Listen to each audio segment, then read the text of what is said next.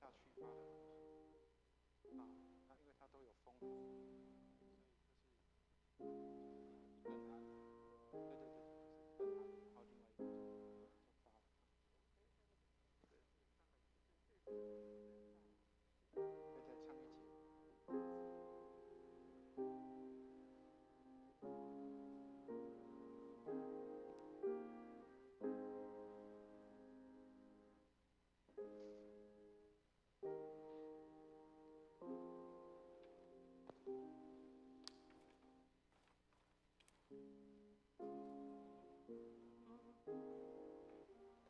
啊，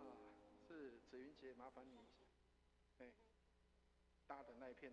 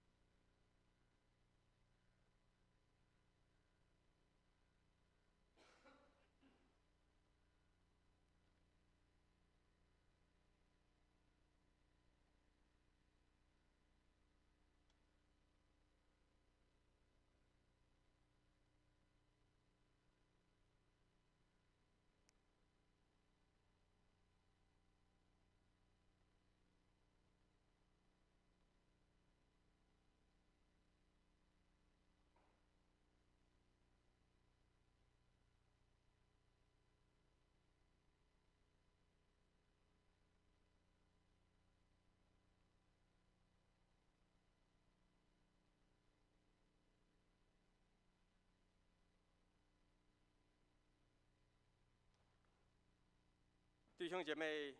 平安，感谢主，我们在主日的早晨，我们可以一起来到教会来敬拜主。那我们现在就奉主的名开始今天的聚会，请续约。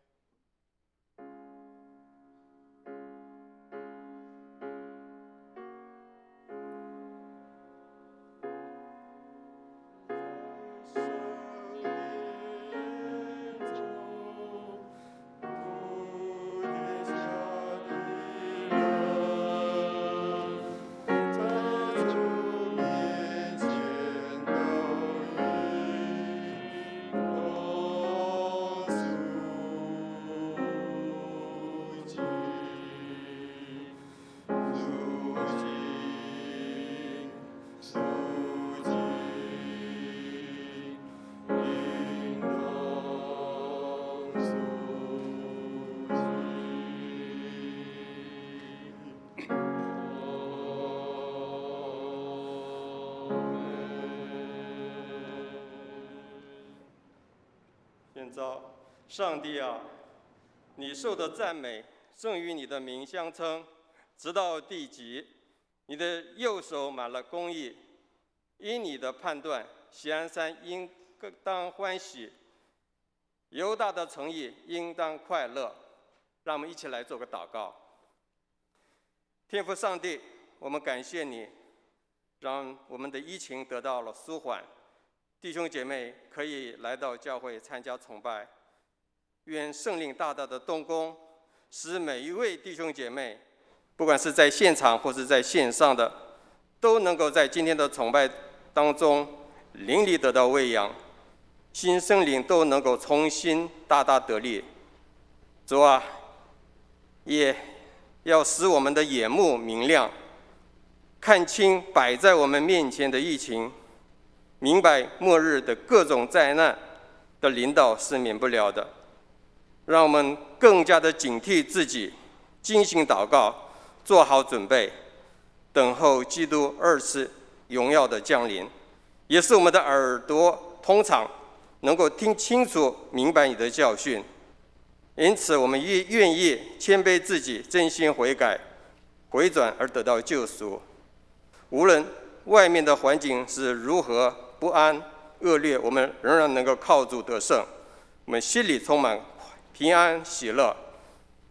我们就把接下来的崇拜仰望交托在主你的手中，求主来带领。感谢主，这一切是奉主耶稣基督名求的，阿们。让我们一起来唱新灵粮诗选44首，我们唱全首。那第一节呢一起唱，第二节姐妹唱，第三节是弟兄唱，然后第四节还是我们来一起齐唱。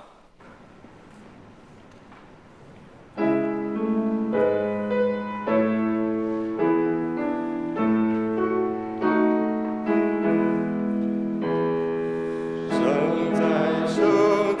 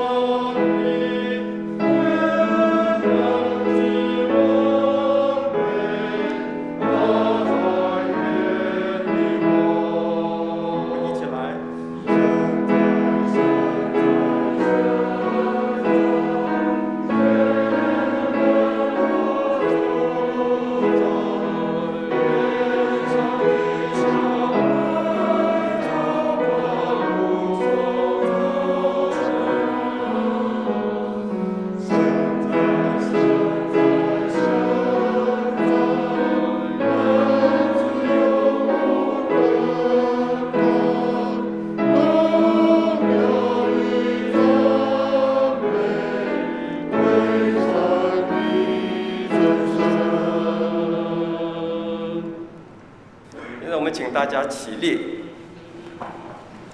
我们一起来用《使徒信经》宣告我们的信仰。请。我信上帝，全能的父，创造天地的主。我信我主耶稣基督，上帝的独生子，因圣灵感孕，由童贞女玛利亚所生，在本丢彼拉多手下受难，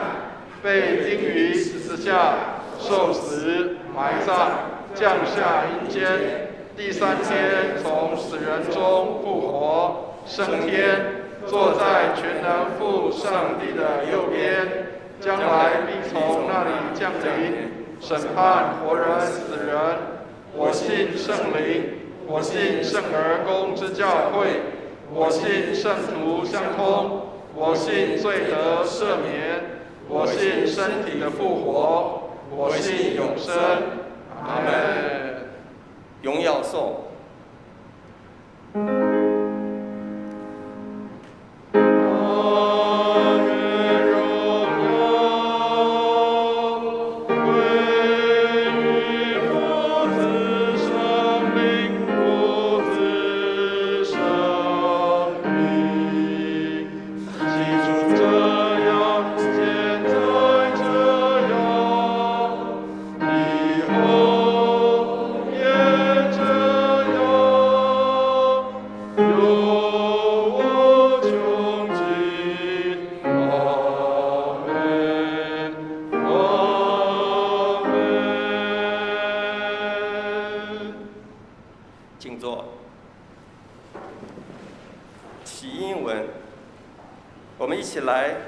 翻开诗篇125篇，我们用起音的方式来读这段经文。125篇，在旧约圣经657页，第1节：依靠耶和华的人，好像锡安山，永不动摇。山怎样围绕耶路撒冷，耶和华也照样围绕他的百姓，从今时直到永远。恶人的杖不常落在义人的份上，免得义人伸手作恶。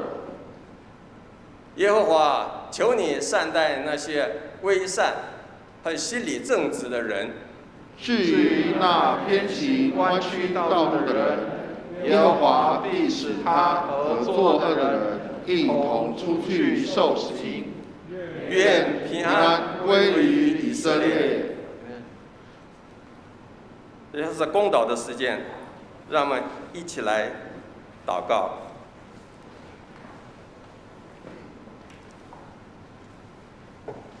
我们一起来低头祷告。天父上帝，我们感谢你，要在这个时候，我们要为神的国度、我们的宗派、同胞还有肢体向你来祷告，也愿主纪念。主啊，我们要为欧洲国家斯洛伐克来祷告，求基督的信仰能够进入他们的生活中，使他们的国家百姓能够认识基督的信仰，得到救恩。我们献上祷告。我们也要为台湾卫理公会北山区板桥荣恩堂来献上祷告，为杨世昌牧师，愿主祝福他们在当地所有的服事，奉献充足，教会在当地使更多的人悔改信主，也让所有的同工传道他们的身心健康，服事有力。我们为此祷告。主啊，我们也为台湾的行政首长还有各级官员来祷告，求上帝赐智慧聪明给执政掌权者，使他们可以秉公行义，做出正确的决定还有政策，整个国家人民因此而得到蒙福。主啊，我们也为着台湾儿童还有青少年能够得到完善的知识教育以及美好的品格教育来祷告，求主成全。我们也为着所有的在第一线工作的医疗人员还有军警人员的身心健康来祷告，愿主赐平安，让他们的工作都顺利。我们这一切的祷告是奉主耶稣基督名求的，阿们。让我们一起来用主祷文来做结束。我们在天上的父，愿人都尊你的名为圣，愿你的国降临，愿你的旨意行在地上，如同行在天上。我们日用的饮食，今日赐给我们，免我们的债，如同我们免了人的债，不叫我们遇见试探，救我们脱离凶恶。因为国度、权柄、荣耀全是你的，直到永远。阿们。好，我们接下来是经课，我们请赵鼎弟兄来为我们读箴言书还有雅歌书，请。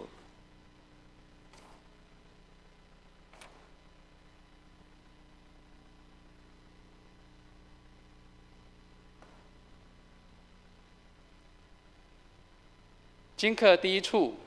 箴言22章，旧约圣经700页，箴言22章，旧约圣经700页，1到2节，8到9节，22到23节。第一节，美名胜过大财，恩宠强如金银，富户穷人在世相遇，都为耶和华所造。第8节，撒罪孽的必受灾祸，他惩怒的杖也必废掉，眼目慈善的就必蒙福，因他将食物分给穷人。22节，贫穷人你不可因他贫穷就抢夺他们的物，也不可在城门口欺压困苦人，因耶和华必为他辩屈，抢夺他的耶和华必夺取那人的命。第二处在雅各书2章，新约圣经253页，雅各书2章，新约253页，1到10节，14节到17节。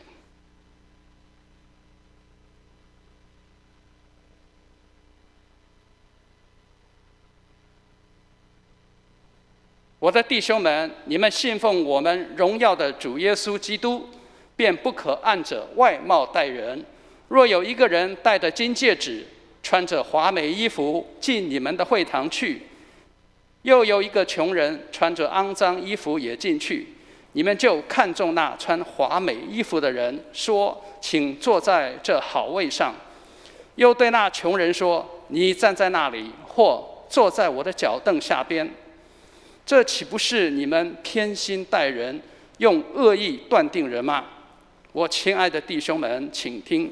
上帝岂不是拣选了世上贫穷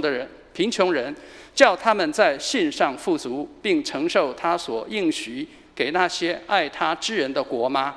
你们反倒羞辱贫穷人，那富足人岂不是欺压你们，拉你们到公堂去吗？他们不是亵渎你们所敬奉的尊名吗？经上记着说，要爱人如己。你们若全守这至尊律法，才是好的；但你们若按外貌待人，便是犯罪，被律法定为犯法的。因为凡遵守全律法的，只在一条上跌倒，他就是犯了众条。第14节。我的弟兄们，若有人说自己有信心，却没有行为，有什么益处呢？这信心能救他吗？若是弟兄或是姐妹赤身露体，又缺了日用的饮食，你们中间有人对他们说：“平平安安的去吧，愿你们穿得暖，吃得饱，却不给他们身体所需用的，这有什么益处呢？这样信心若没有行为，就是死的。”以上是今日经课。谢谢赵定弟兄为我们读的经文。今天的经文是在马可福音第7章24到37节，在教会圣经的446页，马可福音第7章24到37，由诗慧来读这一段经文。24节，耶稣从那里起身，往泰尔西顿的境内去，进了一家，不愿意人知道，却隐藏不住。当下有一个妇人，她的小女儿被污鬼附着，听见耶稣的事，就来匍匐在他脚前。这妇人是希腊人，属苏利腓尼基族，他求耶稣赶出那鬼，离开他的女儿。耶稣对他说：“让儿女们先吃饱，不好拿儿女的饼丢给狗吃。”28节，妇人回答说：“主啊，不错，但是狗在桌子底下也吃孩子们的碎渣儿。”耶稣对他说：“因这句话，你回去吧，鬼已经离开你的女儿了。”他就回家去，见小孩子躺在床上，鬼已经出去了。31节，耶稣又离了泰尔的境界，经过西顿，就从地加波里境内来到加利利海。有人带着一个耳聋舌结的人来见耶稣，求他按手在他身上。耶稣领他离开众人到一边去，就用指头探他的耳朵，吐沫抹在他的舌头，望天叹息，对他说：“伊法大，就是说开了吧。”他的耳朵就开了，舌结也结了，说话也清楚了。耶稣祝福他们不要告诉人，但他越发祝福，他们越发传扬开了。众人分外稀奇，说他所做的事都好，他连聋子也叫他们听见，哑巴也叫他们说话。感谢主。接下来是证道的时间，我们请蔡伟文牧师。今天的题目是务实不务虚。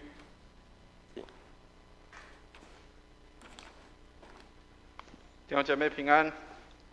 高兴跟大家一起来见面。看到今天我们的聚会的人数相当的多啊，感谢主，让我们可以现在比较稍微在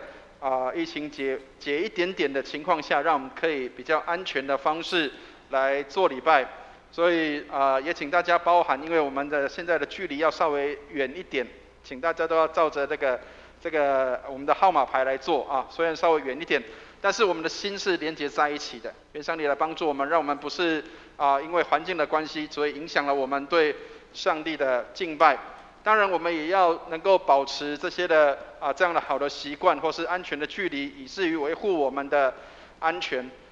最近不晓得大家有没有看这个奥运的这个运动的赛事，因为刚结束所以我想很多人应该记忆上、印象上都还是很深刻的。我记得有看到一个影片跟景象，就是这个是几年前的几届前的一个奥运会的赛事，有一个田径选手，他已经快要跑到终点了，然后他快要跑到终点的时候，他就开始放松了，他就举起双手，然后准备要进这个终点站的时候，结果没有想到跟在他后面的那个跑得比他快，又往前冲了过去。他本来以为他是第一名的，结果后来被他后面的第二名给赶上，他变成第二名，后面的变成第一名了。所以亲爱的弟兄姐妹，愿上帝帮助我们，让我们不是失去我们的这个所持守的这样的一个功效，我们仍然能够继续的持续不断的往前进，而且能够审慎的并且很谨慎的来这样来做，以至于我们都能够在很安全的情况下，我们一起来聚会，愿上帝来帮助我们。开始前一样跟大家来分享一个笑话，一个故事，只是一个笑话，千万不要太介意啊。各位知道这个很多人都有这样的观念，叫做养儿防老，所以意思就是说，我们把孩子这个养好、照顾好，希望他将来可以有成就，然后来这个奉养父母亲。有一个老姐妹，她一生奉献她的这个青春，然后养大了3个孩子。那3个孩子都各自有了成就，在没有不同的领域里面，他们都在他们的工作上都很有成就，然后也赚了很多钱。所以当然这个孩子长大了就要回馈自己的妈妈。这个大儿子就跟他的兄弟讲说兄弟们，我准备买一栋大房子给妈妈住，让妈妈可以住好房子，因为妈妈这个一生的劳碌，住在这个小破屋里面是很不好的，所以我买一栋大房子给妈妈住。这个老二也很贴心，老二说：各位兄弟们，我买一部很大的这个宾士车，然后还附加司机，然后希望这个载着年老的妈妈可以到处去旅游旅行。这个第三个儿子最贴心，他说他买了一只鹦鹉，那这只鹦鹉呢，他还特别经过训练，他找了一些这个修道士，然后去教他讲那个圣经，好，每一天都训练他。他说花了一个修道士花12万，然后10个那个修道士，然后每天教他怎么讲圣经，所以你只要去问他圣经第几章第几节，他就会讲这个经句就可以出来了。好，所以他们就把礼物都送给这个妈妈，他们期待妈妈收到很高兴。所以后来这个妈妈各自给每个儿子都发了卡片，然后回应他们的这个感谢。然后这个妈妈就跟大儿子讲说：老大，我是一个老人家，我只能够一个人而已，我住不了这么大的房子，我只住一间。你知道打扫大房子是很辛苦的啊，所以这个实在是房子不适用、不合用。然后给老二一张卡片说：老二啊，这个虽然你车子很好，但是妈妈已经老了，我没有办法出去旅游旅行啊，所以这个没有办法。然后那个司机啊，真的是太粗鲁了，然后又不体贴啊。然后呢，跟老三写的卡片说：老三，只有你最贴心，你送来那只鸡很好吃。那听得懂意思吗？啊，本来那个是鹦鹉，希望他可以这个妈妈如果要问哪一章哪一节可以讲话，结果他变成是吃掉了。啊，所以亲爱的弟兄姐妹，其实这只是个笑话，但是其实也告诉我们一些事情，就是很多时候我们讲叫做务实不务虚。什么叫务实不务虚？就是哪些东西是应该比较实际的跟实在好用的，哪一些是比较不那么合用的，我们都要做一些的思考啊。好，我们一起举起圣经来祷告，愿上帝的话成为我们的帮助和力量。让我们举起圣经来做这样的一个圣经祷告，读经前的祷告。我们一起来读，请。这是我的圣经，他说我是谁，我就是谁；他说我拥有就拥有，他说我可以就可以。今天神的话要来教导我，我诚心悔改，我心里警醒，我灵谦卑受教，我就不再一样。奉主耶稣基督的圣名，阿们。我们刚刚讲务实不务虚哈，很多人都有听过这样的话。那我有看到有一个那个照片，也是让人很会心一笑。你觉得哪一个选择会是比较好的？有一个这个餐厅哈，它上面写说，我早就已经放弃买房了，我只是在思考我等一下要吃什么。好，那个卖房子的中介公司上面写什么？可以简单吃，但是一定要有一个窝。意思是什么？吃可以不要那么在乎，但是要有房子。认为这样才是务实的做法。但是这个餐厅这边写什么？他说我已经放弃买房了，买房子要很久的时间，我只是考虑我这一餐要吃什么。所以每一个人的考虑点可能都不一样，我们不能够说哪一个人是对的或是错的。或许真的有人会这样考虑，反正我又买不起房子，我只要顾虑下一餐可以吃就好。也许有人认为说没有关系，吃得不好，我们有盼望的，等10几20年后，我就可以拥有自己的一栋房子。无论我们做的选择是什么，我相信每一个人都认为说，我们所做的都是很务实的，都是要都是对我有帮助的，我要很执行的这样的去做。好，但是呢，我们可以体会到一个事情是，这些东西也许会有一些的，每一个人都认为是对的，但是最不好的事情就是带来一些的争论。那什么叫争论？意思就是我们浪费很多的时间在做一些叫做很不实际的讨论。如果各位知道上个礼拜我们在读经的时候，我们的在崇拜当中，我们的经文就是耶稣在分享一件事情，就是当文士跟法利赛人这些的人他们来挑战耶稣的时候，他们说我们的传统是要洗手才能够吃饭的。好，那我们上次有解释过，不是因为卫生的关系，是因为他们认为传统就是这样，传统是这样，我们就这样去做。但是耶稣让他们回到一个突破传统的方式，就是不是因为传统，而我们就要因为这样的缘故打折了上帝的话。所以很多时候我们常常是因为传统的缘故，反而打折了上帝的话。但是当耶稣这样的反应的时候，不是每一个人都可以接受的。所以不是每一个人都可以接受说这样的一个教导，因为很多人都喜欢那个传统，传统有很美的地方，所以有些东西是会带来争论跟争议的。所以有一个很有名的讲道家叫做司布真，司布真曾经这样说，他说传道人所做最没有意义的事情中的一件事情，就是去争论一些无关紧要的事。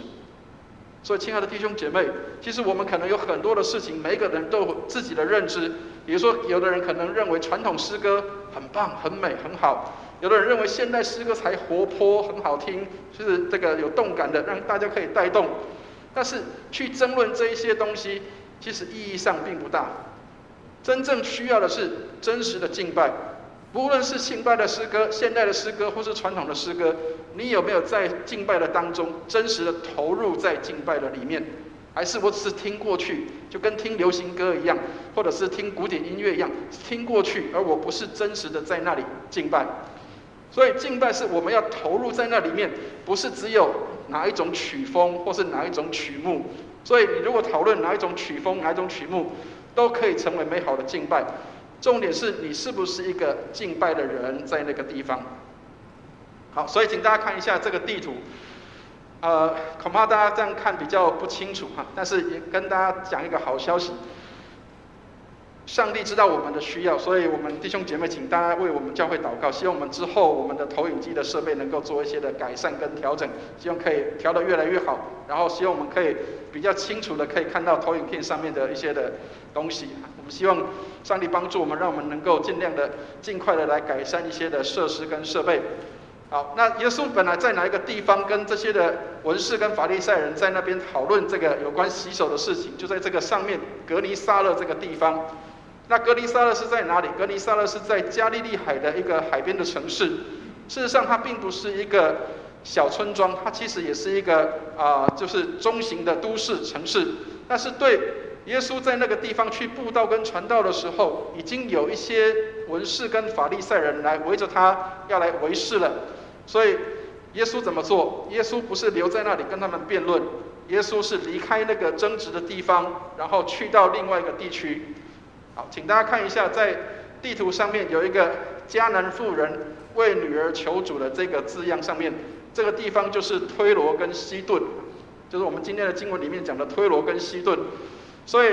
耶稣从原来他在的革尼撒勒那个靠近加利利海的中间那个蓝色的地方，加利利海的地方，然后往北走到推罗跟西顿这个地方去。各位如果有看到地图的时候，要理解一个事情是，在加利利海以北的地方，那里都比较是属于外邦人的地方。所谓外邦人，就是属于叫做外国人，非我犹太族类的人，叫做外邦人。好，这是他们的犹太人的认定。好，所以迦南妇人他就住在这个推罗西顿这个地方，大概在推罗的这个地方的一个妇人。那这个地方有什么特别的地方？这里提到说他是叙利腓尼基族，他又是一个腓尼基人，然后又是这个叫做希利尼人，他是一个叫做外族人，是道道地地的外族人。亲爱的弟兄姐妹，我们可以想象一个事情是，今天有一个外配，他可能嫁到台湾来；今天有一个外籍配偶，他嫁到台湾来，他人生地不熟，但是他要在这边生活。有一天他的女儿生病了，一个弱势的家庭，他的家庭可能出现一些问题的时候，他能够寻找谁来得帮助？我们来看一下，在今天经文25节的地方，我们一起来念一下今天的经文25节，25节一起念来。当下有一个妇人，她的小女儿被污鬼附着，听见耶稣的事，就伏伏在他脚前。亲爱的弟兄姐妹，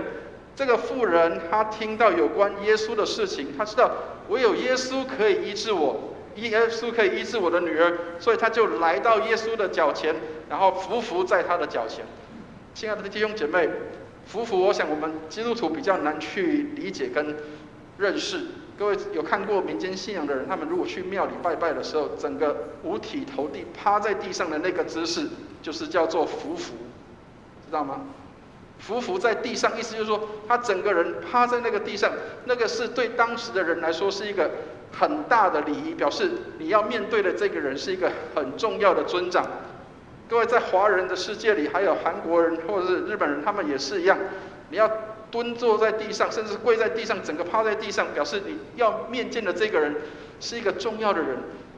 亲爱的弟兄姐妹，一个犹太人，一个犹太的老师，居然他的名声可以让这个外邦人，这个腓尼基的妇人，他可以知道，而且他相信这个老师是可以救我的女儿的。亲爱的弟兄姐妹，我不晓得我们的生活跟生命当中有没有人向你求助。我所谓向你求助，就是有没有人知道你是信耶稣的人，知道你信耶稣，你可以帮助他；知道你信耶稣，你可以为他祷告；知道你信耶稣，你的看法、你的想法是很公正的，不会偏离的。我曾经跟大家分享过一个很真实的案例，就是921地震的时候，我们在20几年前那个921地震的时候，我们在台中大里那个地方有一个布道所，那个布道所有一个张牧师。那很多的当时要发救助物资的时候，甚至连当地的镇长都发不平的时候，很多人讲一件事情说，我们到教会去找那个张牧师，他分配一定是公平的。所以亲爱的弟兄姐妹，你可以想见一件事情是，这个张牧师他在那个地方让大家认识到基督徒做事情是很公正而且是很公平的，我们绝对不会是偏私的。所以你的生命有没有让人看到，我应该要来找你协助，找你帮忙，因为你是可以帮助我的。亲爱的弟兄姐妹，很多人听到耶稣的事情，寻求耶稣的帮助。我们身边是不是有一些人，他们需要寻求我们的帮助？我们可能常常会说，他又不是信主的，他还没有信耶稣。我相信没有问题的。很多人希望我们为他祷告，那么我们就成为他的祷告者，为他祷告，为他祝福，让他也可以得祝福、得帮助，看到我们所信的耶稣是何等的伟大，连外邦没有信主的人，我不太喜欢用外邦这个词来形容未信主的人，我希望用叫做福音朋友，让我们的福音朋友也能够有机会能够来认识上帝，他们知道跟基督徒在一起是好的。昨天我们有一位姐妹，她带一个弟兄来，她本来是希望能够来教会寻求一些机会可以开课，那当然有一些缘故，那我就不方便跟大家细述。但是她讲了一件事情，让我到现在都还记得。她昨天讲一个事情，她说：“我是一个信耶稣的人，我相信我信了耶稣之后，我生命有改变，而且我相信，因为信耶稣的缘故，人看见我是不一样的。所以她乐意带她这个朋友也要来到教会里。她说无论如何，你要教什么课、上什么课都可以，但是有一个条件，就是请你要来教会里面，要来认识上帝。”所以这个姐妹她在她的朋友群当中，她也许不是一个信主很深的姐妹，但是她可以让她的朋友知道说，我今天能够得帮助，是因为上帝帮助我，所以她也愿意把福音介绍给人。所以亲爱的弟兄姐妹，愿上帝来帮助我们。当人听到耶稣的事，就去接近耶稣；当人听到你的生命的事情、生命故事的时候，人愿不愿意来就近你？但是不要觉得好像来亲近耶稣就是一件很容易的事情。各位如果看经文的话，会觉得耶稣好像不太近人情，因为耶稣居然跟这个妇人讲一件事情，他说：“不好拿儿女的饼给狗吃。”各位如果听到这个话的时候，会觉得好像你踢到铁板了。听过这个话吗？踢到铁板一块啊，就是你本来希望这个人是可以帮助你的，但是结果没有想到他居然说你是狗。但是大家千万不要误会哈，千万不要误会那个狗是不尊重的名称。其实它的那个狗在当时的那个字眼是指家里面养的宠物，跟外面的野狗是不一样的。但是犹太人的认知里面认为外邦人或是他们非犹太族类的人就是叫做狗啊，所以我们华人有一句话讲叫做猪狗不如，有听过这个话吗？啊，他们认为在迦南地的那一群跟以色列人混血的那一批人叫做像狗一样，然后希利尼人或是希腊人或者是欧洲这一边的人，因为他们都是吃猪肉的，所以他们就是像猪一样。所以回教徒、穆斯林他们也不吃猪肉，因为其实也有跟犹太人有点相近，他们认为那个叫做不洁净的一群。所以对犹太人来说，他们有一种种族的歧视，就是我们是上帝的选民，所以我们是圣洁的。这一群人叫做狗，或是这一群人叫做猪，因为他们不是信上帝的一群。所以，亲爱的弟兄姐妹，很多是我们自己设定了一些的界限或是限制，认为说这些人他们应该要得到上帝的救恩，那些人不应该得到上帝的救恩。然而，这个妇人她却做了一件事情。我们来看一下28节的地方，她回答耶稣什么话？28节，我们一起念一下28节，一起念来。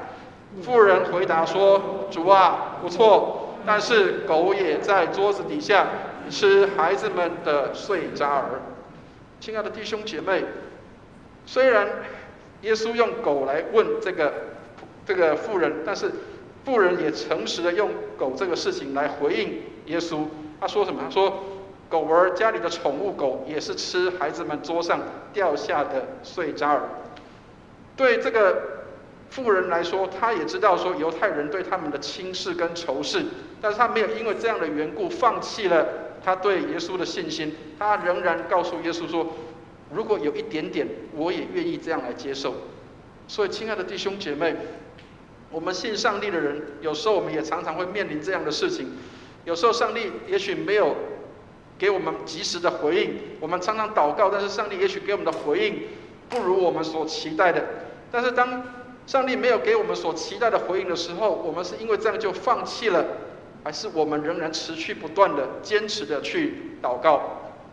很多人的信心是比较软弱的，所以碰到不行的时候啊，算了，不信了，算了，我不要了，算了，我不再去努力了，我不再去祷告了。很多时候我们常常放弃了信心，放弃了对上帝的信，以至于我们就没有办法得到这样的祝福。这个迦南妇人，她是一个有信心的人，所以她说：“主啊，不错，但是狗也在桌子底下吃孩子们的碎渣儿。”这个妇人的信心是大的。各位如果有机会看马太福音的记录的话，马可福音里面没有写到这一句话，但是马太福音里面去记录下耶稣称赞这个妇人的话。大家有机会的话，请大家翻开圣经看，请我们来看一下，在圣经里面，在马太福音的地方，马太福音15章28节，请大家看一下马太福音15章28节。如果可以的话，我们可以来做对照。马太福音15章28节，我们来看一下这一节的圣经。好，耶稣对那个妇人说：“妇人，你的信心是什么？大的。”亲爱的弟兄姐妹，耶稣称赞这个妇人说：“你的信心是大的。”耶稣讲这个话有什么样的用意？有很多犹太人，他们应该是信心的儿女，他们应该是信上帝的，但是他们反而是没有信心的。但是这个妇人，她是不是纯种的犹太人？她也不是这个叫做犹太族群的人，但是她对耶稣的信心是大的。亲爱的弟兄姐妹，你的信心在哪里？你的信心是不是大的？还是你说啊，上帝没有祝福我，我就算了，我就不信了？很多民间信仰的人，他们的采取的方式也是这样：如果今天这个神明没有保佑我，我就把它弃掉了，就把它丢掉了。但是信耶稣的人并不是这样。有时候上帝给我们好像铁板一块在那个地方，但是我们是不是仍然有信心去坚持跟持续不断的去寻求？我常常讲一个事情是，犹太人说信心是什么？信心就是坚持跟持续不断。当你坚持跟持续不断的时候，你要从信心里面看到上帝给的祝福是美好的。所以耶稣称赞这个妇人说：“你的信心是大的。”我们来看一下马可福音里面提到29节的这一句话。这里虽然没有提到他的信心是大，但是可以看到一件事情是，当耶稣说一句话，这个女儿就已经得着医治了。29节，我们一起来念一下29节，一起念来。耶稣对他说：“因这句话，你回去吧，我已经离开你的女儿了。”亲爱的弟兄姐妹，耶稣可以医治人，他不一定要亲自到你的家去摸这个女儿，但是他一句话就可以让这个妇人的女儿可以得到恢复跟医治。愿上帝来帮助我们，让我们看到上帝工作是奇妙的，上帝的作为是奇妙的，让我们看到上帝的作为是超过人想象的。这个不是犹太人的这个外邦女子，她因着信心，她反而得到了祝福。所以圣经里面让我们看到耶稣是罪人的朋友，包括有很多人认为说自己是不配不够好的，然而耶稣说他是我们的朋友，他不是只是叫做某些人的朋友，他也是我们所有人的朋友，无论我们的表现好或不好，无论我们所做的好或不好，他都完全的接纳我们，并且把我们当成是他的朋友。亲爱的弟兄姐妹，有一天也许我们的教会里面会出现一些奇奇怪怪的人，我不知道我们会不会当作朋友来接纳他，教会能不能够成为罪人的朋友来接纳罪人在这当中。我相信我们当中有听过有很多的争议，包括有一些事情是教会里面的禁忌，比如说像在几年前应该大家都知道有一些叫做同性恋的议题会在我们的当中，或是曾经会有过一些的人，他们是可能是特种行业，或者是一些在社会上被接纳的边缘人。如果真的有这些人，他们进到教会里面来的时候，我们能不能够成为罪人的朋友？曾经有过一个教会，来了一个流浪汉，坐在教会的教堂的那个里面来敬拜，但是因为他全身都很臭的，他坐到最前排的地方来做礼拜。有一个教会的长老，他看到这样的时候，他不是去把他赶走，他是跟他一起坐在这个前面的地方来陪伴着他。当我看到这个故事的时候，其实心里面让我有点感动，就是如果今天有一个人他来到教会寻求帮助，而他不是我们所见到的，或是我们所看见认为是一个叫做标准型的一个基督徒，或者是一个看起来干干净净的人的时候，他如果来到这里，我们对他的态度会是什么？愿上帝帮助我们，耶稣是罪人的朋友，期待我们也能够成为罪人的朋友。我不是说我们要去喜欢罪，但是我们应当要去接纳罪人在我们的当中。好，我们再看33节的地方，耶稣除了医治这个外邦的女子，耶稣也医治着这个自己的犹太人的同胞。我们来看一下33节的地方，耶稣医治了一个这个耳聋的跟这个哑巴的一个人。那这个人是谁带来的？好，我们来看一下，这里有一个地方叫众人。32节的地方他说，有人带了这个叫做哑巴的跟耳聋的这个人来见耶稣。耶稣来医治这个人的时候，他是叫众人离开，然后把这个人带到旁边去，并不是他不要这些众人看到，而是他透过这样的一个单独的事工，让这个人亲自去体验到信心的功课。所以千万不要以为说我们带着人来到上帝面前，好像耶稣特别把这些人支开，好像特别不关心其他的人，不是，而是耶稣要让这个哑巴跟这个耳聋的人亲自去跟他有美好的这样的经验跟经历。所以他的朋友带着这个哑巴跟耳聋的人来就近耶稣，其实他们是很有爱心的。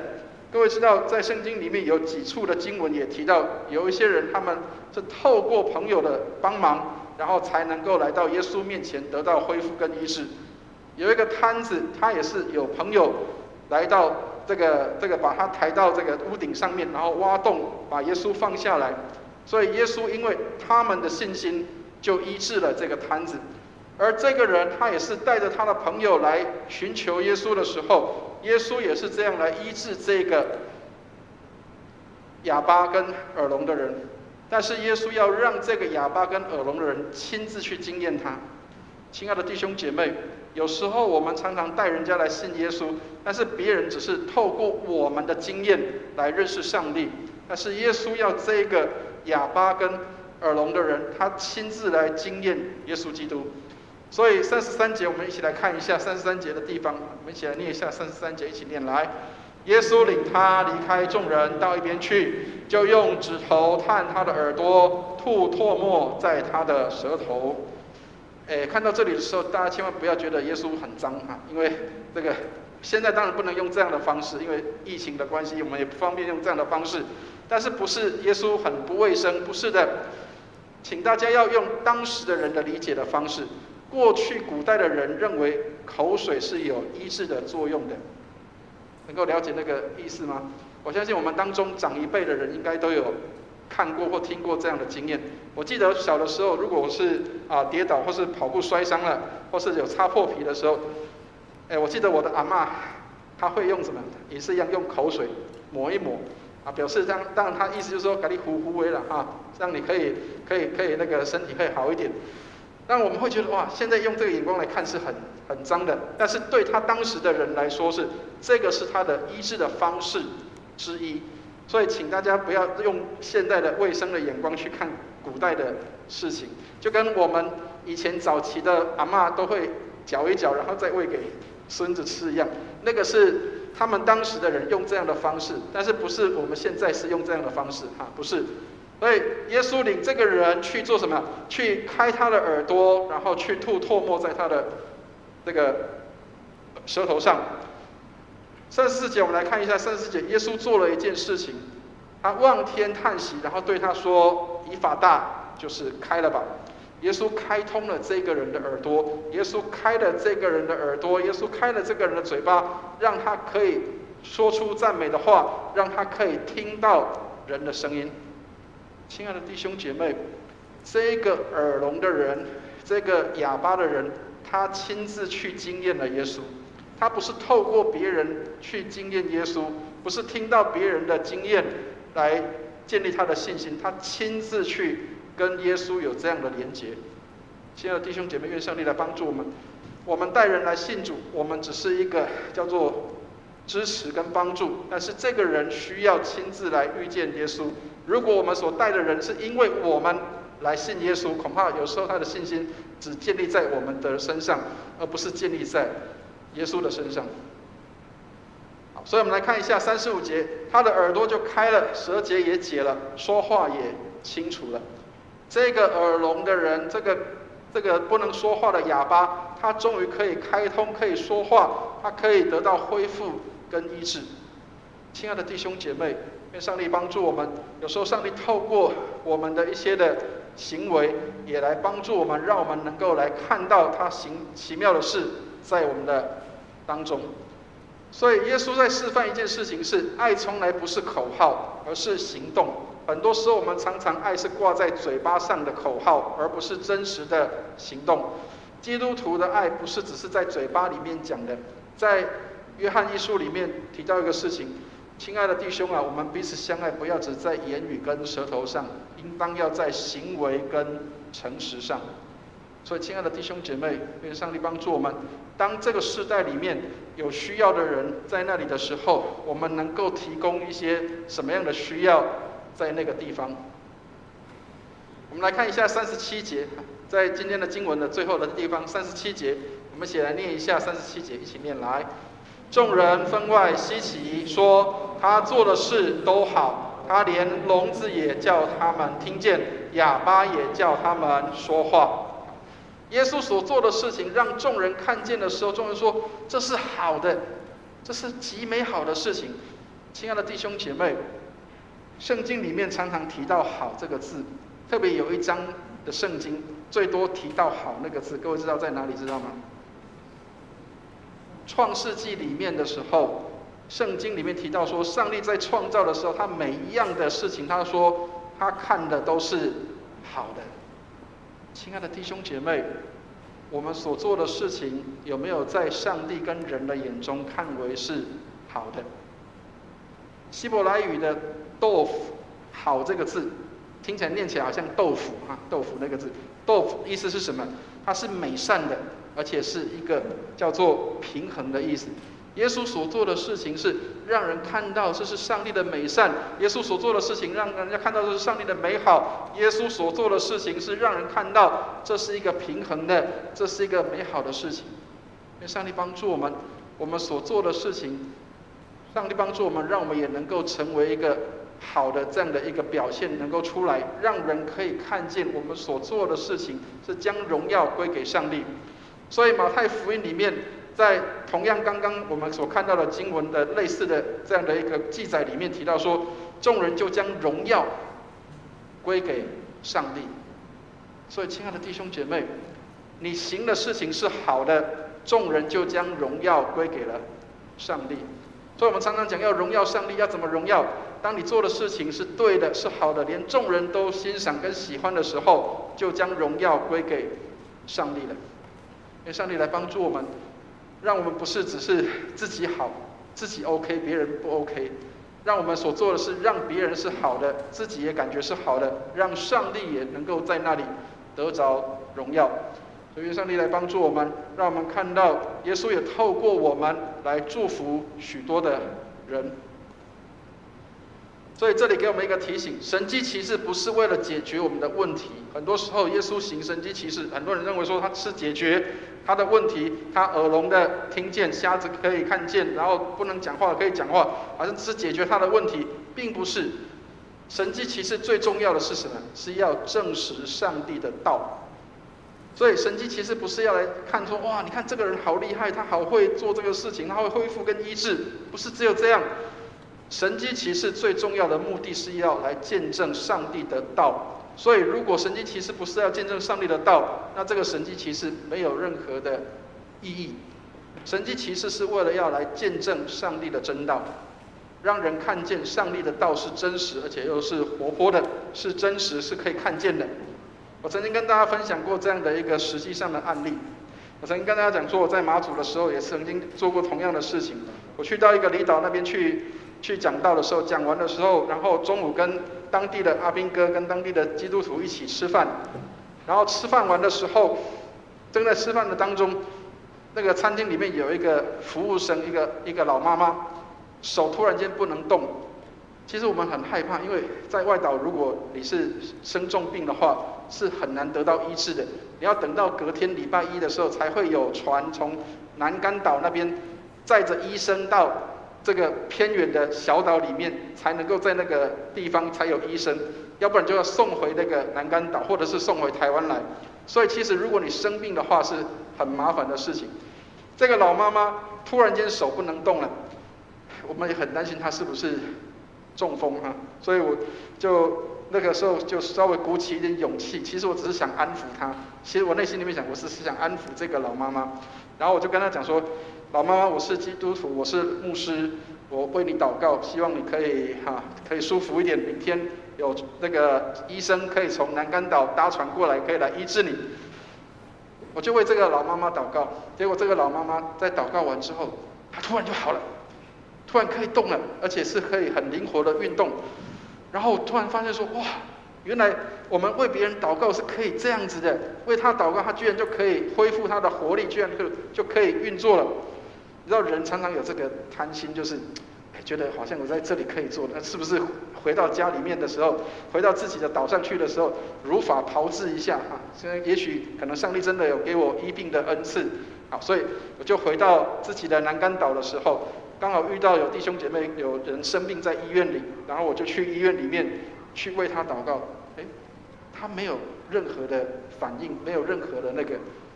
个回应的时候，突然觉得，这个是怎么一回事？为什么在那边可以，为什么在这里却是不行？亲爱的弟兄姐妹，神迹奇事不是要来见证你自己，要见证谁？是见证耶稣，是见证上帝的。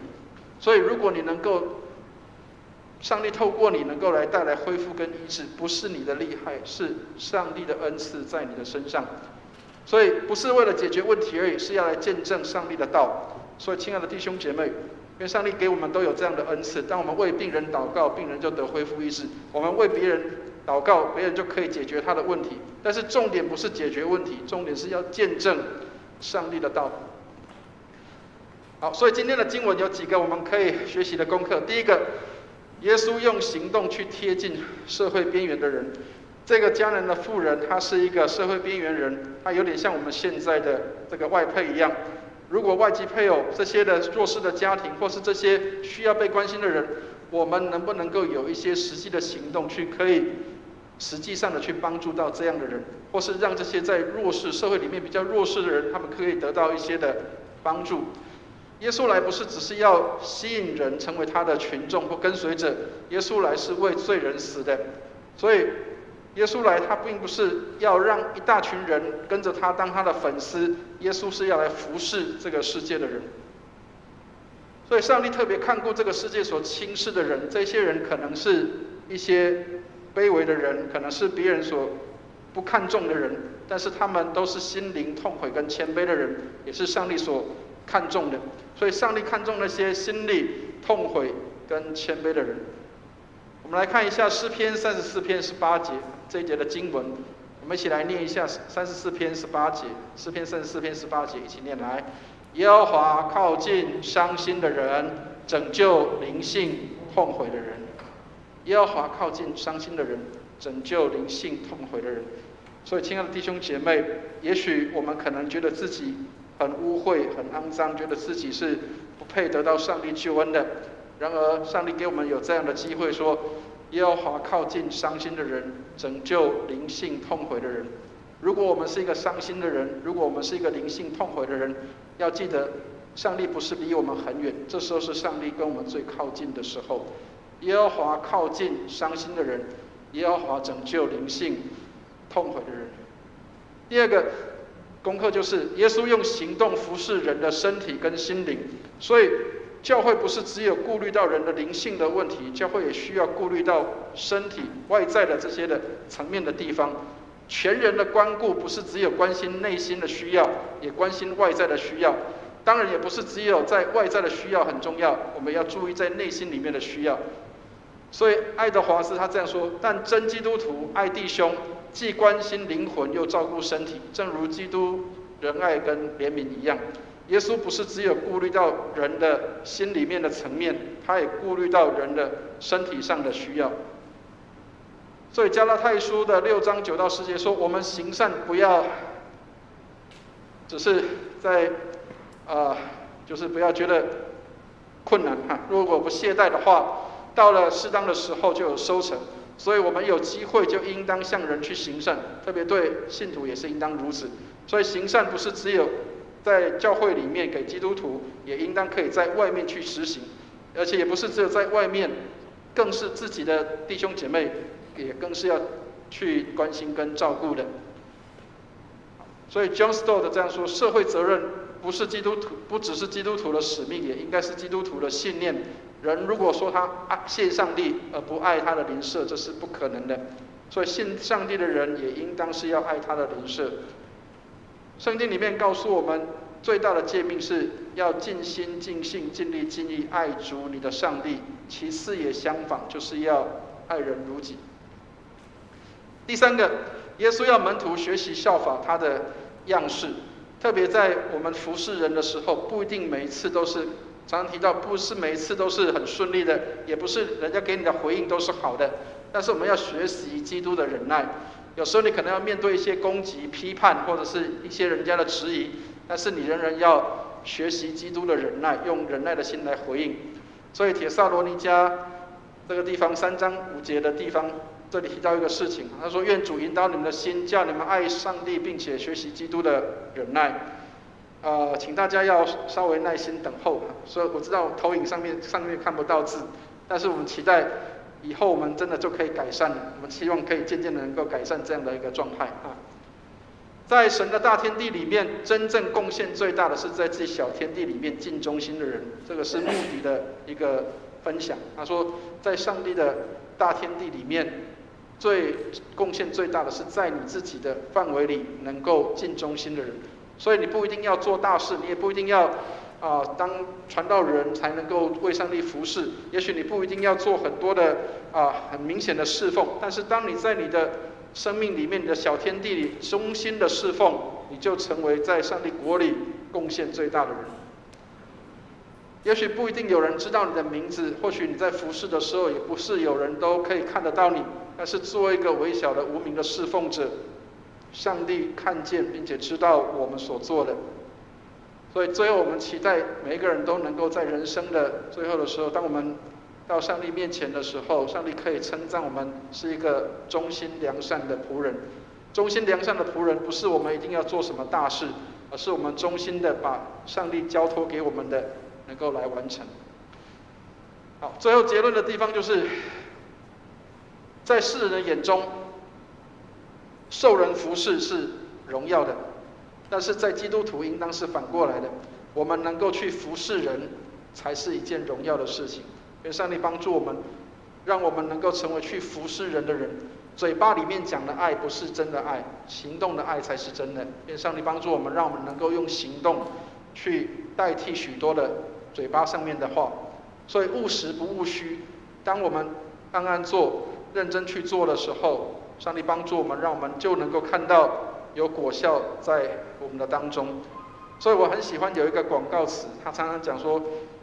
一斤汉板恭维，但是一斤实在啊。我们期待我们每一个人都能够成为那个实在的人。虽然也许我们讲话不一定很会讲，但是我们所做的是很实际跟真实的。愿上帝帮助我们。我们一起来祷告。慈悲怜悯的天父，感谢你，让我们能够学习基督的样式。也许我们不一定能够做很多的大事，但是你帮助我们，让我们忠心的完成主你所交托我们的，在你所给我们的小天地里面忠心的完成，好让我们能够成为忠心良善的仆人使女，能够来荣耀你，在你的大天地当中，使我们能够有所贡献，在那个地方让人看见我们不是只是嘴巴的爱心，而是实际的行动。愿你帮助我们，神带领我们弟兄姐妹，让我们也重新反省我们的信仰，能够在我们的信仰当中带出美好的行动跟果效。感谢祷告，奉耶稣基督的圣名，阿们。谢谢牧师的分享我们也看到耶稣他行了2个神迹，那好像是我们没办法像耶稣一样常常能够行出那样的神迹，但是我们相信呢，只要是愿意，我们可以用我们有的我们的来帮助周遭的人来见证主。好，我们现在把今天的金句大家一起来背诵2遍，是在马可福音第7章37节，我们再来读2遍众人分外稀奇说，他所做的事都好，他连聋子也叫他们听见，哑巴也叫他们说话。马可福音7章37节，众人分外稀奇说，他所做的事都好，他连聋子也叫他们听见，哑巴也叫他们说话。马可福音7章37节。好，我们接下来是圣餐的圣餐礼，让我们一起来唱。新灵粮诗选300首，与主合一，我们只要唱第1节就可以。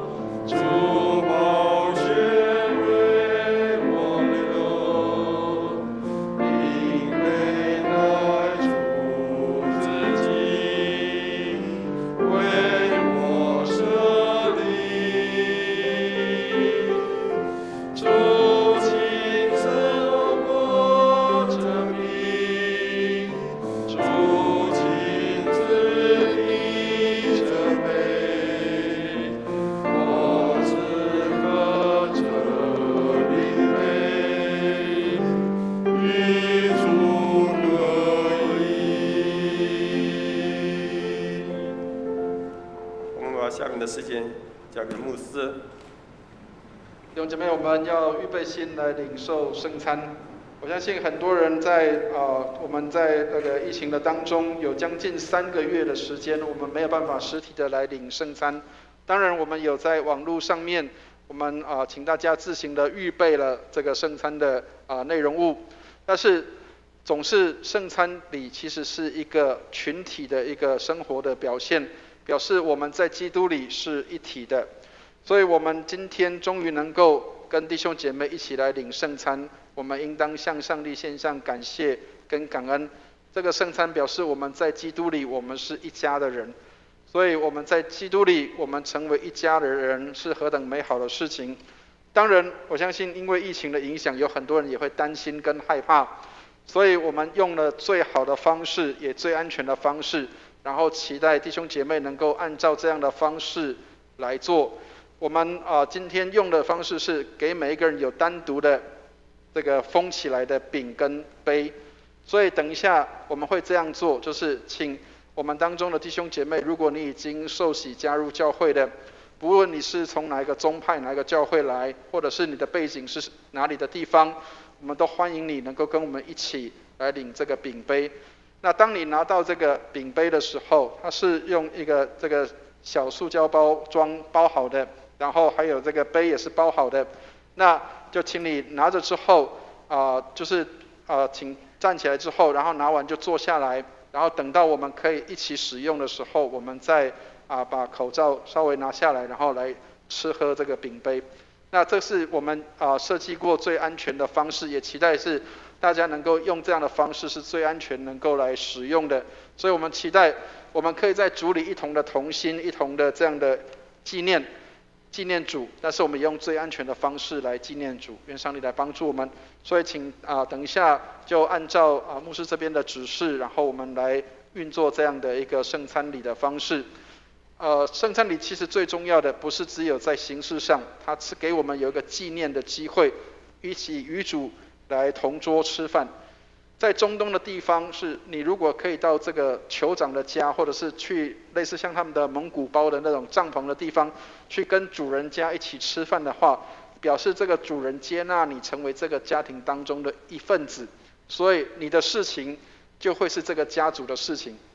我曾经听过有一个这样的记录，就是曾经有过一个游牧民族的族长，他邀请一个逃犯到他的这个帐篷里面来，他并不知道这是逃犯，但是他跟这个人一起吃饭的时候，当有官兵要来抓这个人的时候，他挡在门口，告诉这些官兵说：“这是我的家人，你不可以来侵犯他。”所以这个代表一个意思，就是当我们与主一同吃喝的时候，我们的事情也是上帝的事情，上帝的事也是我们的事情。所以愿上帝帮助我们，让我们透过圣餐，我们可以与主合一，能够与我们的弟兄姐妹也合一在基督的里面。愿上帝来帮助我们。我们来听圣经的话。看啊，我站在门外叩门，若有听见我声音就开门的，我要进到他那里去，我与他，他与我一同坐席。你们若真实悔罪，与人亲爱和睦，立志自新，从今以后遵主的命令，行主的道，就当存信心前来到全能上帝的台前，谦虚忏悔，领这圣餐，得受恩惠。请我们一起来念认罪文。无所不能的上帝，我主耶稣基督的父，创造万物、审判万人的主，现在我们承认及悔恨我们的种种罪恶。我们素来在思想上、言语上、行为上都有过恶，得罪主，干犯主的盛怒。现在我们诚意忏悔，求慈悲的父怜悯我们，为主耶稣基督赦免我们从前的罪，又赐恩典，叫我们从今以后改过自新，遵主的圣意，永远服侍主，将尊贵荣耀归于主的圣名。这是靠我主耶稣基督求的，阿们。请听解罪文。无所不能的上帝，我们的天父，主曾发大慈悲，应许将赦罪的恩赐给诚心悔罪、真实信靠主的人。现在求主怜悯我们，赦免我们，救我们脱离一切罪恶，激发我们，坚固我们，使我们勇于为善，能得永远的生命。这是靠我主耶稣基督求的，阿们。请听圣经上对谦卑懊悔的人所说的话：若有人犯罪，在父那里我们有一位中保，就是那义者耶稣基督。他为我们的罪做了挽回祭，不是单为我们的罪，也是为普天下人的罪。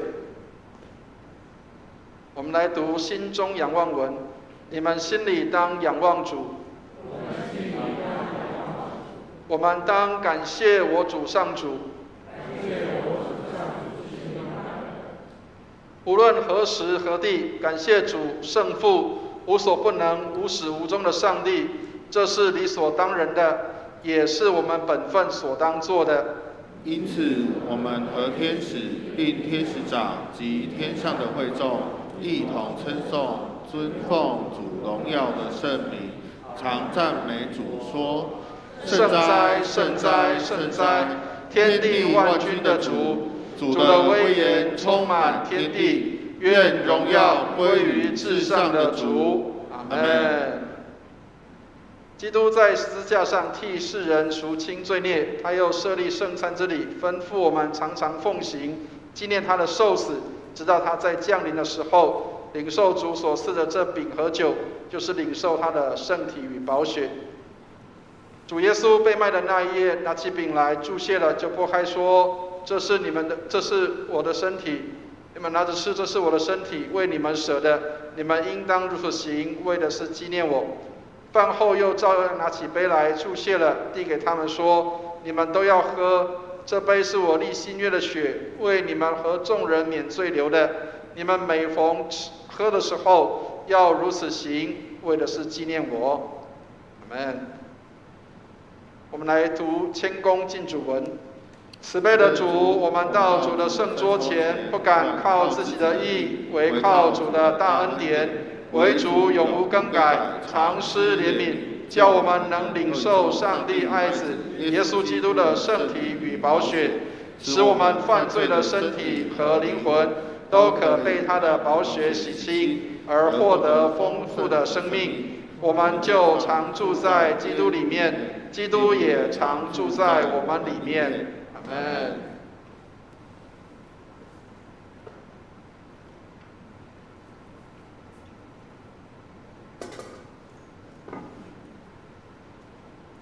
不好意思啊，我的饼比较大块，但是我不是会吃的比较多了哈。我们等一下大概就像这样，每一个人会分到一小块的，不是像这个大，这是只是给大家看的啊。会分到一小块的饼，然后还有杯。这是主耶稣的身体，为我们舍的。这是主耶稣的宝血，为我们免罪流的。如果你已经受洗，成为神的儿女，加入在神的教会里就请弟兄姐妹可以在自己的位置上站立起来，然后我们请我们的陪餐的同工到台前来，然后我们预备来分给我们的同工，让我们恭敬的来到主的面前，谦卑的来寻求上帝的恩典。好，那我们就请陪餐的同工可以到台前来。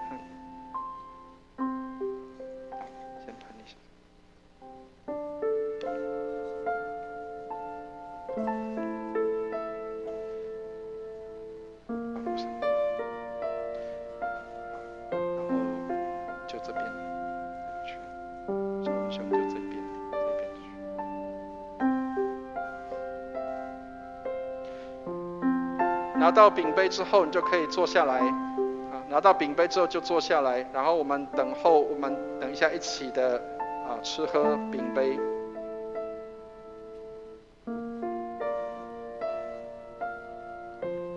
这是主耶稣的身体，为我们舍的，保守我们十分的平安。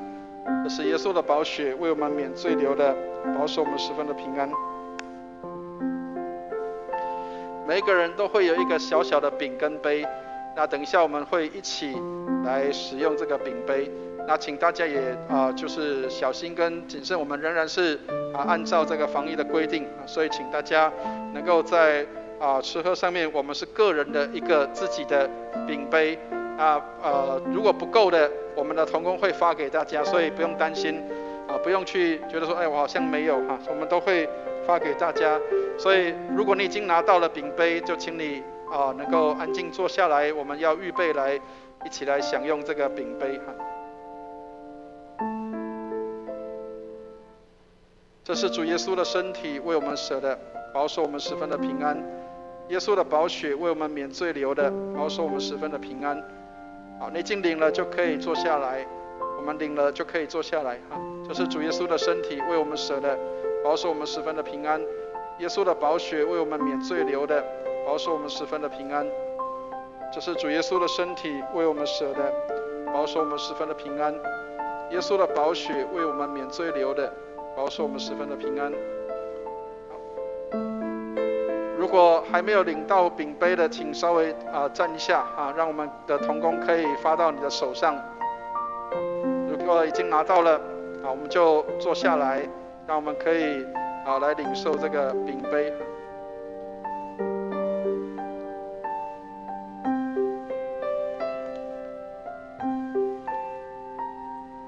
郑浩兄，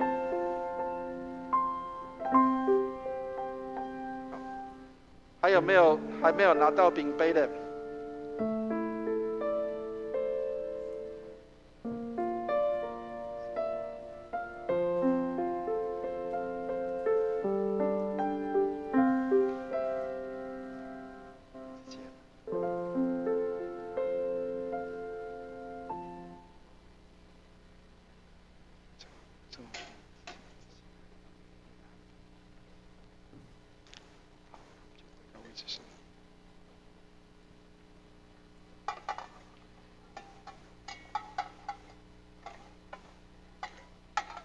弟兄姐妹，如果我们都已经拿到饼杯，就让我们一起来享用。这是主耶稣的身体为我们舍的，这是主耶稣的宝血为我们免罪流的。我们请一起来享用。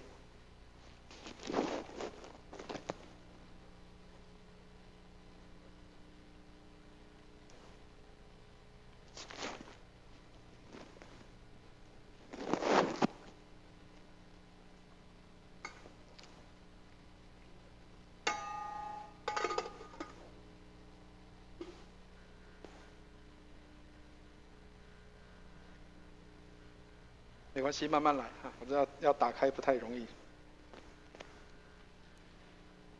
我们一起来读奉献求恩文，我们一起来念这个祷文，我们一起念来。赞美和感谢主，借着主耶稣基督舍身流血，得蒙赦罪与诸般的恩赐，现在将自己献给主，做合宜清洁的活祭，恳求主使我们得蒙主的大恩鸿福。我们罪恶深重，原不配来献祭于主，但我们求主接受我们区区的至诚，因为主耶稣基督饶恕我们的过犯，所以我们唯有求主欢喜悦纳，不要计算我们的行为，但愿尊贵荣耀归于无所不能的圣父、圣子、圣灵，三位一体的主，永世无尽。阿们。我们同工有帮忙收这个我们的这个杯哈，所以请如果有空的就可以交给我们的同工。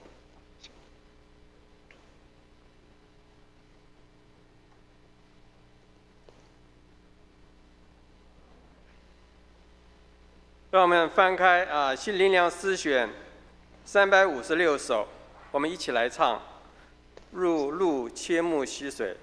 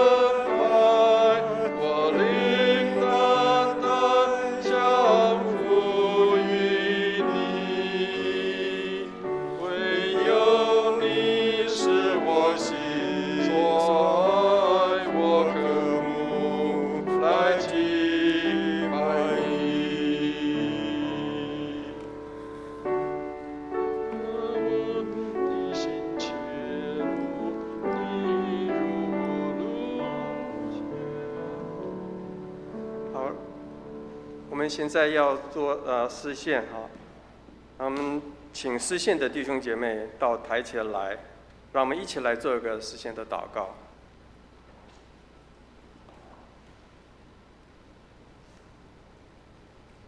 天父上帝，我们谢谢你，你让我们能够赐给我们丰富的我们的需要，主啊，我们也存着感谢的心，在这个时间，我们把从你里面所拥有的，所给我们的，奉献一部分，要用在圣工上。求你赐福，也祝福每一位奉献的弟兄姐妹，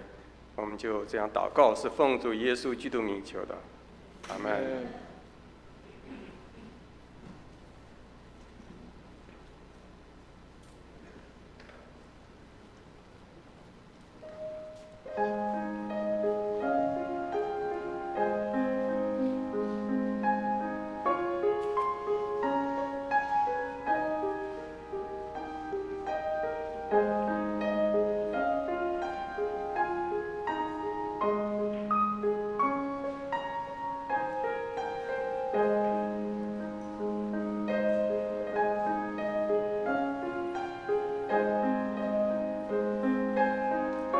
好，让我们起立我们一起来唱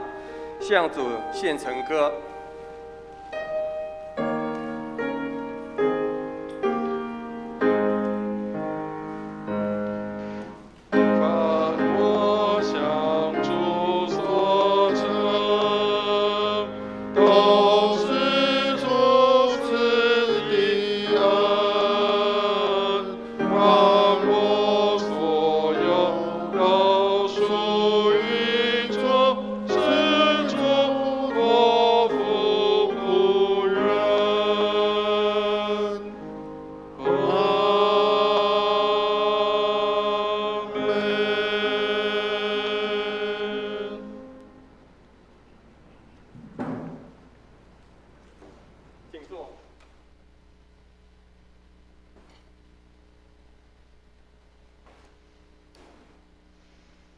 好，让我先在唱这个我们成为一家人前先介绍2位新朋友。第一位是朱红金兰姐妹在这里呢。好，上面欢迎你，她是在4楼所以大家看不到一次欢迎，永远欢迎。好，那另外有一位是徐子纯吧徐子纯，也是在4楼上面，欢迎，请坐。在4楼上面也是在4楼。好，那现在我们一起来唱，我们成为一家人。那我们第一遍坐着唱，然后我们等一下第2遍的时候，大家起立拱手问安就好不用移动。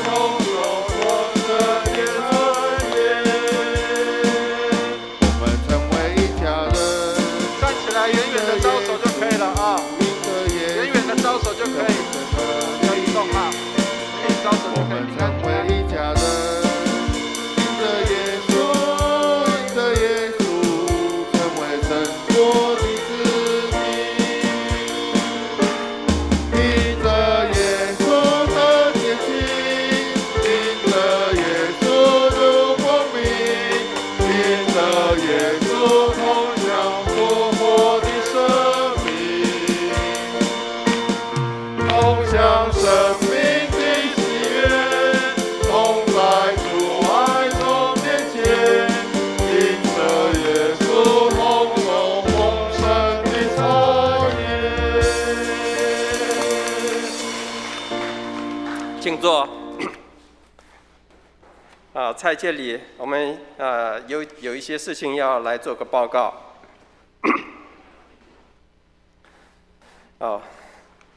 今天是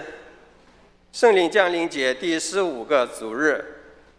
欢迎参加聚会以及线上聚会的新朋友，愿上帝赐福你。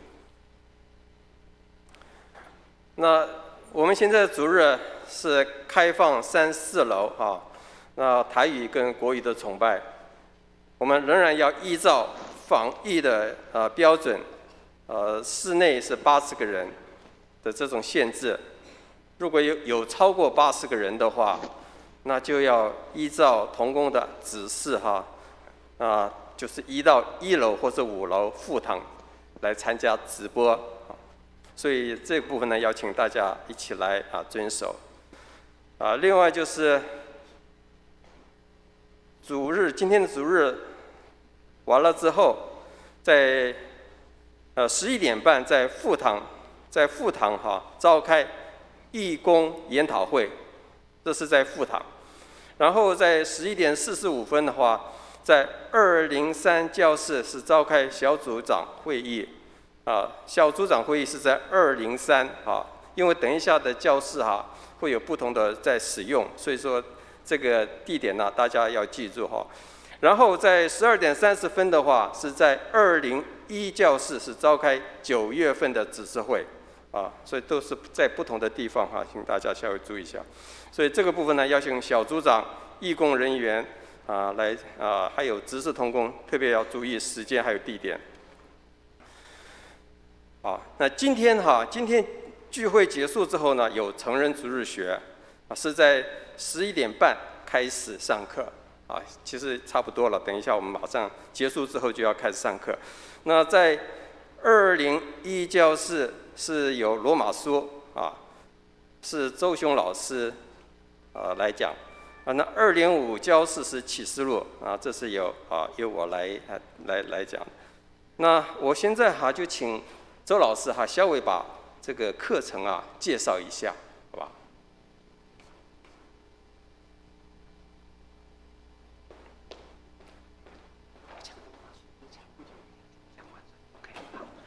好，各位弟兄姐妹平安，平安。我们很高兴新的一季又来了。我们学校也要开始上课，小朋友要去学校，我们也可以开始呢，重新再来回到我们成人主日学。在这边呢，我们将要介绍圣经里面的2本书。第一本就是启示录，由赵少文执事来带领大家。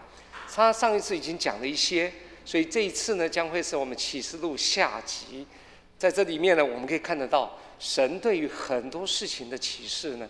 并不是这么样的清楚就可以理解，但是呢，他也很乐意让愿意追寻的人呢，都可以看得到，也都能够体会得到。那我们很感谢神的，就是赵少文执事呢，跟他的太太慧玲姐妹呢，都能够在这一卷的经书上面呢，学到很多东西。他也很乐意跟大家来分享。我们希望大家都能够一起来学习。那第二个就是罗马书。我们知道保罗呢，他是我们新约里面很重要的一个使徒。他在新约总共37卷书当中他就写了13卷。尤其其中最重要的就是罗马书，他把他毕生所有的功力呢，他所体会到的呢，在哥林多待了这3个月的时候呢，他就把它写下来。他要写给他从来没有谋过面的罗马城里面的基督徒。在这里面，他非常有系统性的，从头告诉我们福音到底是什么，这个奥秘的本质是什么。我相信很多人在外面很多人朋友也会问我们，你们基督徒到底在信什么？我们到底在信什么呢？我们能不能讲得出来？我们能不能理解呢？有些时候他会说，那你们信的跟那个好像也很像那这2个又有什么不一样呢？我们相信我们在罗马书里面保罗就给我们很清晰的分析，到底我们信的是什么。在这个因信称义下面，我们应当有怎么样的表现，让我们生活上面呢能够做出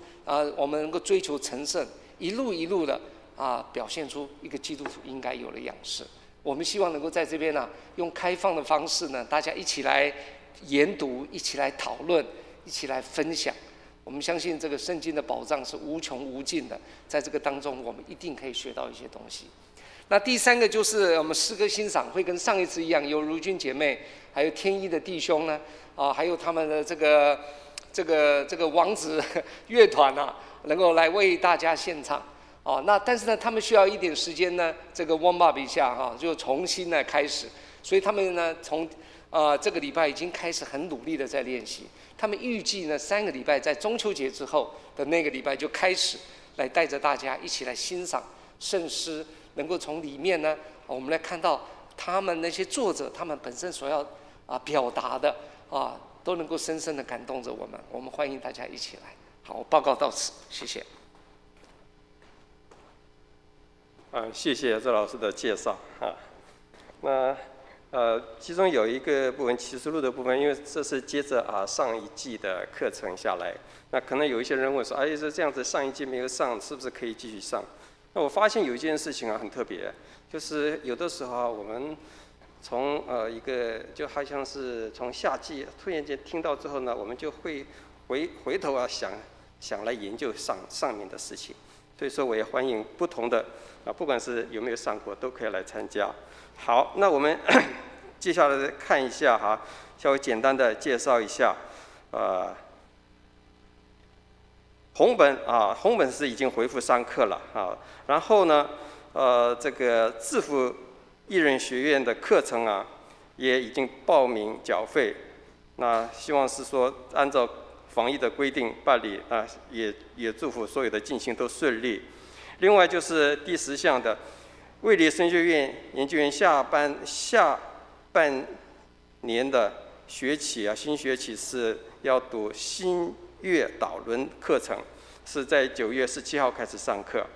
这个部分请大家关心。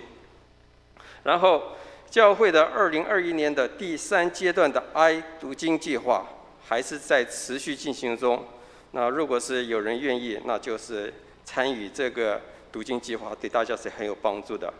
好，另外就是肢体消息的部分希望继续的为打疫苗的会友在打疫苗的过程有平安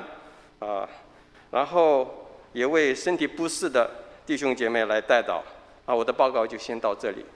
牧师有没有？好，那我们就一起起立，请牧师来祝福。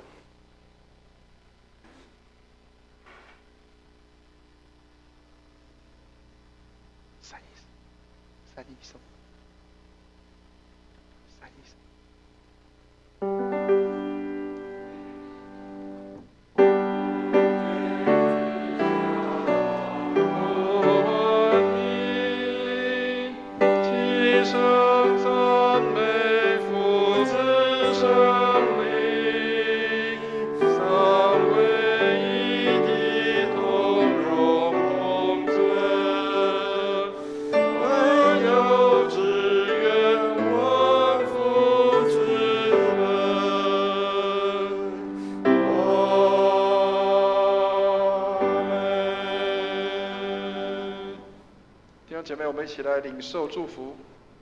慈悲怜悯的天父，愿你将属天的智慧聪明赏赐给我们，让我们从属天上面领受温和良善信实。愿你恩待我们，让我们无论在哪里都为你做美好的见证。愿我主耶稣基督的恩惠、天父上帝的慈爱、圣灵的感动与交通，常与我们众人同在，从今时直到永永远远。阿们。阿们颂。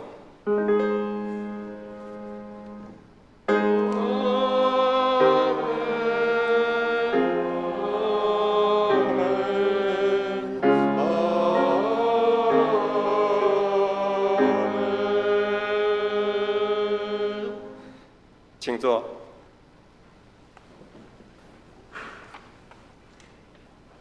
订阅，请在订阅中，请为今天的肢体消息还有教会的事工来代祷。有病痛还有忧伤的弟兄姐妹，也欢迎来到台前，牧师为你们祷告。